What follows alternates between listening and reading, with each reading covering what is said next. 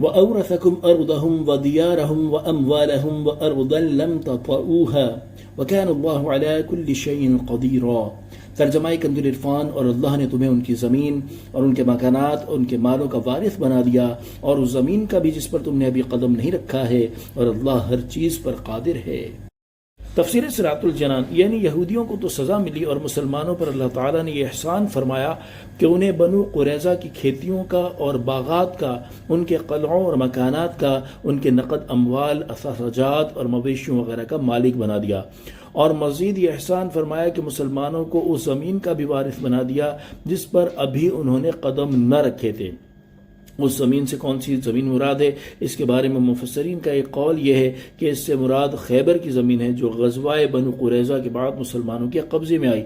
دوسرا قول یہ ہے کہ مکہ کی زمین ہے۔ تیسرا قول یہ ہے کہ روم و فارس کی زمین ہے، اور چوتھا قول یہ ہے کہ اس سے مراد ہر وہ زمین ہے جو قیامت تک فتح ہو کر مسلمانوں کے قبضے میں آنے والی ہے۔ يا أيها النبي قل لأزواجك إن كنتن تردن الحياة الدنيا وزينتها فتعالين أمتعكن وأسرحكن سراحا جميلا۔ ترجمہ کنز العرفان، اے نبی اپنی بیویوں سے فرما دو اگر تم دنیا کی زندگی اور اس کی آرائش چاہتی ہو تو آؤ تاکہ میں تمہیں مال دوں اور تمہیں اچھی طرح چھوڑ دوں۔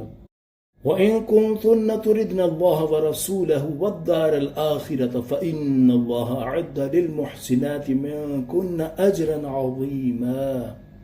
اور اگر تم اللہ اور اس کے رسول اور آخرت کا گھر چاہتی ہو تو بے شک اللہ نے تم میں سے نیکی کرنے والیوں کے لیے بڑا اجر تیار کر رکھا ہے۔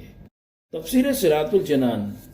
شان نزول، سرکار دو عالم صلی اللہ تعالی علیہ وسلم کی ازواج مطہرات نے آپ سے دنیاوی سامان طلب کیے اور نفقے میں زیادتی کی درخواست کی، جبکہ یہاں تو دنیا سے بے رغبتی اپنے کمال پر تھی اور دنیا کا سامان اور اس کا جمع کرنا گوارا ہی نہ تھا، اس لیے ان کا یہ مطالبہ حضور اقدس صلی اللہ علیہ وسلم کے قلب اطہر پر گراں گزرا، اور یہ آیت نازل ہوئی اور ازواج مطہرات کو اختیار دیا گیا۔ اس وقت آپ صلی اللہ علیہ وسلم کی 9 ازواج مطہرات رضی اللہ تعالی عنہن تھیں۔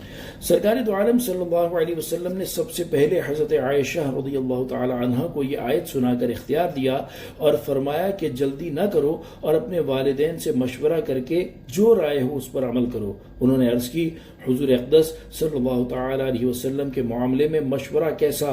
میں اللہ تعالی اور اس کے رسول صلی اللہ تعالی علیہ وآلہ وسلم اور دار آخرت کو چاہتی ہوں، اور باقی ازواج مطہرات رضی اللہ تعالی عنہن نے بھی یہی جواب دیا۔ معلوم ہوا کہ حضور پر نور صلی اللہ تعالی علیہ وآلہ وسلم کو اختیار کرنا در حقیقت اللہ تعالی اور قیامت کو اختیار کرنا ہے۔